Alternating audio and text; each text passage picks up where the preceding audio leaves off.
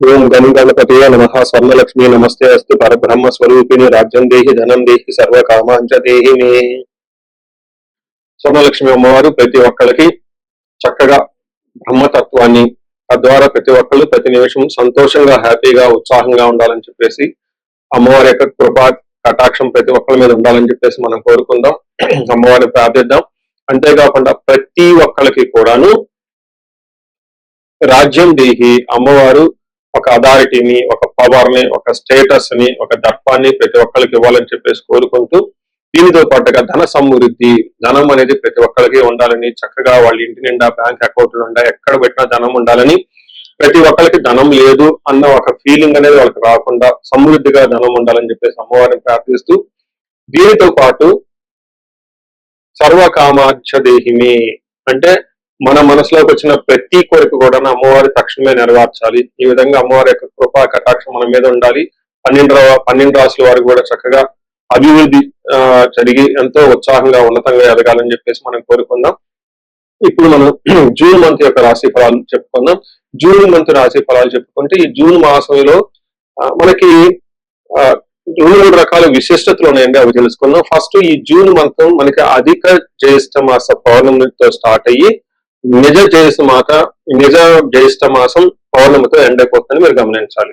అయితే ఈ యొక్క 2 పౌర్ణముల మధ్య ఈ యొక్క జూన్ మంత్ ఉండటంతో ఇందులో 2-3 రకాలైన విశిష్టతలు ఉన్నాయి. ఈ మాసంలో ఫస్ట్ 2 శని త్రయోదశులు వస్తున్నాయండి. 2 శని త్రయోదశులు చాలా చాలా రేరుగా వస్తాయని గమనించుకోవాలి. కొన్నిసార్లు శని త్రయోదశి 4-5 నెలలకు కూడా వెళ్ళదు. పోయిన సంవత్సరం ఐ థింక్ ఇదే విధంగా జరిగింది. 5 నెలల వరకు శని త్రయోదశి లేదు.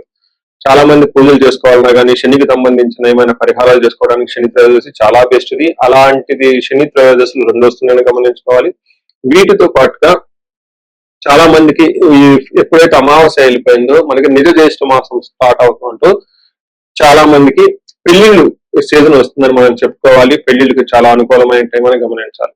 ఇంకొక ముఖ్యమైన విషయము, లాస్ట్ అంటే జూన్ ఎండ్ లో మనకి ఏరువాక పున్నమి అని వస్తుంటుంది. ఇది రైతులకు ప్రత్యేకంగా చాలా చాలా ముఖ్యమైన రోజు. ఆ రోజున అందరూ అర్పలు కట్టుకుంటారు. ఎద్దులకి చక్కగా మనకేమంటారు అలంకరణ చేసుకొని గుడి చుట్టూ తిరుక్కొని అక్కడ నుంచి అరక కట్టుకొని ఊళ్ళల్లోకి వెళ్ళిపోయేసి పొలం దున్నటం స్టార్ట్ చేస్తారని గమనించాలి. సో ఇది కూడా ఇప్పటికీ కూడా ఇది మనకి ఎప్పటి నుంచో ఉన్న ఒక సనాతన ధర్మంలో భాగంగా ఎద్దులను పూజ చేయటం, వాటిని మందీశ్వరులుగా భావించుకోవటం, గుడి చుట్టూ 3 రౌండ్లు తిప్పుకోవటం, భజనలు పెట్టుకోవటం, దండారా వేయటం, ఈ పనులను చేస్తూ ఉంటారు. ఒక ఉత్సాహంగా టోటల్ విలేజెస్ కూడా చాలా చక్కటి వాతావరణంలో ఇవన్నీ జరుపుకుంటూ ఉంటారని గమనించాలి. సో ఇది ఈ జూన్ మంత్ లో ఉన్న యొక్క విశిష్టతలు, ముఖ్యమైన పండగలు, అలానే ముఖ్యమైన ఇంపార్టెంట్ డేట్లను మనం చెప్పుకున్నాం. ఇప్పుడు ఇంకొకటి చెప్పుకోబోతున్నాం, అది జ్యోతిష శాస్త్రం ప్రకారంగా గ్రహాల గురించి. జూన్ మాసంలో 5 గ్రహాలు మారుతూ ఉన్నాయండి. 28వ తారీఖున అంటే నెల బిగిన్ అవ్వక ముందే బుధుడు మారుతూ ఉన్నారు. వీళ్ళతో పాటు శుక్రుడు, కుజుడు, సూర్యుడితో మారుతూ ఉన్నారు జూన్ మాసంలో. ఇంకా ముఖ్యమైనది సంవత్సరానికి ఒక్కసారి మారే గ్రహం ఏంటంటే గురువు మారుతూ ఉన్నారు. ఈ గురువు జూన్ 2వ తారీఖున మారుతూ ఉన్నారు. అంటే మనం జూన్ మంత్ లో 5 గ్రహాల యొక్క ప్రభావం ఎలా ఉండబోతుంది అనేది మనం చెప్పుకుంటూ ఉన్నాం అనమాట. మనం కుంభరాశి జూన్ మాసంలో ఎలా ఉండో చూద్దాం. కుంభరాశిలో మనం చూసుకుంటే ఎక్కువ గ్రహాలకి అనుకూలంగా లేవు, ప్రతికూలంగా ఉన్నాయి. కాబట్టి కొంచెం జాగ్రత్తగా ఉండటం ఎంతైనా అవసరం. ముఖ్యంగా గురువు మార్పు వల్ల వీళ్ళకి కొంచెం అంతకుముందు ఫ్రీగా ఉన్న ఒక ఎన్విరాన్మెంట్ నుంచి కొంచెం ఇబ్బంది పడే ఎన్విరాన్మెంట్ ఉంటుందని గమనించుకోవాలి. వేరే గ్రహాలు కూడా అన్ని మిక్స్డ్ గా ఉన్నాయి కాబట్టి కొంచెం చాలా కేర్ఫుల్ గా ఉండవలసిన మంత్ అని నేను చెప్తాను.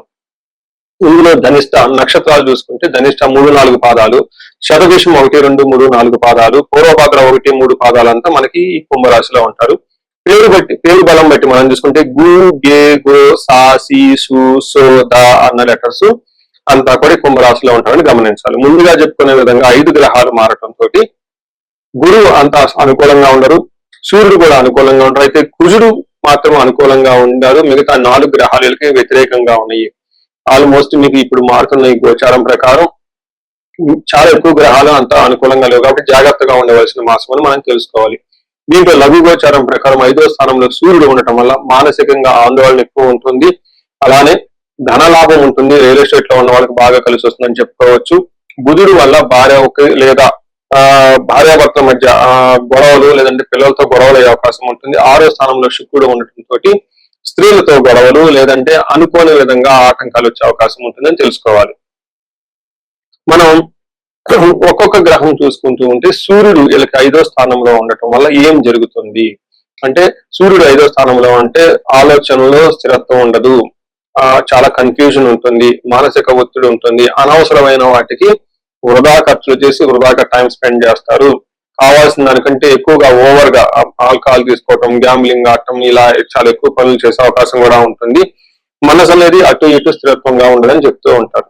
మనకి సంస్కృతంలో దాన్నే మనకి మహర్షులు చెప్తారు. ఏం చెప్తారంటే దేహాలాస్యం, మనస్తాపం, సుహృద్వేషం, ధన వ్యయం, బుద్ధి చాంచల్యం ఆప్నోతి పంచమే రవి సంయుతే అని చెప్తారు. అంటే 5వ స్థానంలో సూర్యుడు ఉండటం వల్ల ఏమవుతుంది, దేహాలాస్యం అంటే సోమర్తనంగా ఉండటం, లేజీగా ఉండే అవకాశం ఎక్కువగా ఉంటుంది. మనస్తాపం అంటే మనసులో ఎక్కడో ఏదో పోగొట్టుకున్నట్టు ఫీలింగ్ లాగా ఉంటుంది. సుహృద్వేషం ఇలా ఫ్రెండ్స్ ని వీళ్ళని ద్వేషిస్తూ కూర్చుంటారు. ధన వ్యయం ధనాన్ని ఖర్చు చేస్తూ ఉంటారు. వీటన్నిటికంటే కూడా మోస్ట్ ఇంపార్టెంట్ బుద్ధి చాంచల్యం ఆప్నోతి అంటే బుద్ధి బలం కోల్పోతారు, రాంగ్ డెసిషన్ తీసుకుంటారు, ఎవరితో పడితే వాళ్ళతో ఫ్రెండ్షిప్ చేస్తుంటారు, ఏది కావాలంటే చేసేసే అవకాశం ఎక్కువగా ఉంటుంది. సంతానానికి కూడా గొడవలు వస్తాయి. అయితే ధన ప్రవాహం మాత్రం బాగుంటుందని గమనించుకోవాలి. అలానే కుజుడు చూసుకుంటే వీళ్ళకి 3వ స్థానంలో ఉండి, కుజుడు ఒక్క గ్రహం మాత్రం పరిపూర్ణంగా వీళ్ళకి సపోర్ట్ చేస్తున్నారని చెప్పుకోవచ్చు. అందులో 3వ స్థానంలో కుజుడు ఉండటం వల్ల అనేక రకాలైన లాభాలు ఉంటాయి. ఒకటి విత్తలాభ, సదవ ఆరోగ్యం, ఇష్ట సిద్ధి, సుఖావహ, వస్త్రలాభో, ధన ప్రాప్తి, తృతీయ స్థానకే కుజ అని చెప్తారు. అంటే 3వ స్థానంలో కుజుడు ఉండటం వల్ల మిత్రలాభం, ఈ టైంలో మిత్రుల ద్వారా లాభం ఉంటుంది, విత్త లాభం ఆర్థిక లాభం ఉంటుంది, ఆరోగ్యం, ఇష్ట సిద్ధి, సుఖావహ అంటే అనుకున్న పనులన్నీ చక్కగా జరుగుతూ ఉంటుంది, సుఖము కలుగుతూ ఉంటుంది. అంతేకాకుండా వస్త్ర లాభము, ధన ప్రాప్తి అని చెప్తూ ఉంటారు. అంటే ఏ ప్రకారంగా చూసుకున్నా గానీ కుజుడు 3వ స్థానంలో ఉంటే సర్వదా చక్కగా ఉంటుందని తెలుసుకోవాలి.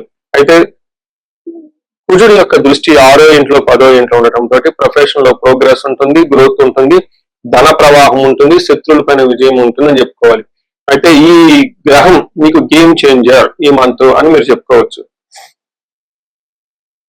మనకి శుక్రుడు 6వ స్థానంలో ఉండటం అంత మంచిది కాదు. శుక్రుడు 6వ స్థానంలో ఉంటే ఏమవుతుంది, విరోధ శత్రు పీడాంశ, జ్ఞాతీనాంశ విరోధ, ఆయాసో ధారపుత్రై ద్వేషై భృగునందనే అని చెప్తారు. అంటే ఇందులో బాగుందంటే బంధువులతో గొడవము, తర్వాత విరోధం, ఎక్కువగా తెలిసిన వాళ్ళతో విరోధం పట్టడం, ఆయాసం అనవసరంగా వృధా ప్రయాణాలు చేయటం, భార్యతోటి భర్తలతోటి లేదంటే భార్యాభర్తల మధ్య గొడవలు అయ్యే అవకాశం ఉంటుంది. కానీ love, romance, pleasures, out side ఇలా ఎక్కడికైనా లాంగ్ ప్రయాణాలు, ప్లేజర్ ట్రిప్స్ చేస్తే బాగా కలిసి వచ్చే అవకాశం ఉంటుందని గమనించుకోవాలి. సో చూశారు కదండి, ఈ రాశి వాళ్ళు ఎక్కువగా కొంచెం ప్రతికూలంగా ఉంది కాబట్టి కొంచెం జాగ్రత్తగా ఎంతైనా ఉండటం చాలా ముఖ్యమని గమనించుకోవాలి. సో ముఖ్యమైన గ్రహాలన్నీ చూసుకున్నారు కాబట్టి ఈ రాశి వాళ్ళకి ఇంకొక ముఖ్యమైన ఇన్ఫర్మేషన్ కూడా నేను చెప్తాను. పరిహారాలు చూసుకుంటే వీళ్ళకి 7 నాటి శని యొక్క ప్రభావం ఇంకా దాదాపు అయిపోవచ్చింది, కానీ ఆ ప్రభావం మీ మీద ఉండే అవకాశం ఉంటుంది. ఎవరైతే పరిహారాలు చేసుకోవాలనుకుంటే అందులో ధనిష్ట నక్షత్రం, చిదంబర క్షేత్రాన్ని దర్శించుకుంటే చాలా బాగా కలిసి వస్తుంది. తిరునల్లార్ ఇది పాండిచేరి దగ్గర ఉంటుంది. ఇక్కడ శని శుభుడు, ఖచ్చితంగా ఈ రాశి వాళ్ళు కంపల్సరీ వెళ్ళి ఒక్కసారి అక్కడ శనికి తైలాభిషేకం చూపించుకోవటం, అక్కడ కొలను ఉంటుంది, ఆ కొలంలో స్నానం చేసి గణపతికి పూజ చేసుకొని అక్కడ ప్రొసీజర్ ఉంటుంది. అలానే అక్కడ శనికి తైలాభిషేకం చేస్తే చాలా బాగా కలిసి వస్తుంది. అంటే ఇంకా గురువు యొక్క ప్రభావం మీ మీద ఎక్కువగా లేదు కాబట్టి గురువు మీకు మూవ్ అవటం, పక్కకు రాష్ట్రాలకు వెళ్ళటం వల్ల ధనాన్ని కోల్పోయే అవకాశం ఎక్కువగా ఉంటుంది. శత్రువుల పైన విజయము, అంటే శత్రువులు మిమ్మల్ని ఇబ్బందులు పెట్టే అవకాశం ఉంటుంది. ఈ రాశి వాళ్ళకి ఇంకా వీలైతే కుంభకోణ నవగ్రహ టెంపుల్ చుట్టూ కూడా చాలా చాలా ముఖ్యమని నేను చెప్తాను. కొత్త పనులు ఏమైనా ఉంటే ఉన్న పనులు అయితే చక్కగా చేసుకోండి. కొత్త పనులు ఏమైనా ఉంటే కొంతకాలం పోస్ట్ పోన్ చేసుకుంటే మంచిది. అట్లీస్ట్ ఒక 1 month 2 months పోస్ట్ పోన్ చేసుకుంటే చాలా మంచిది చెప్తాను. మనం ఇప్పుడు రెమెడీస్ చూసుకుంటే ముఖ్యంగా నేను అందరికీ సలహా ఇచ్చేది ఏంటంటే, మీ వయసు కనుక 35 to 45 ఉండి ఎక్కడ లైఫ్ లో మీరు ఆగిపోయారు, ఇప్పటిదాకా గ్రోత్ ఉంది, చక్కగా ఒక మేనేజర్ పొజిషన్ లో ఉండి ఉన్నతంగా ఉంది, కానీ లైఫ్ ఇప్పుడు అనేది మీకు ఛాలెంజింగ్ గా ఉంది.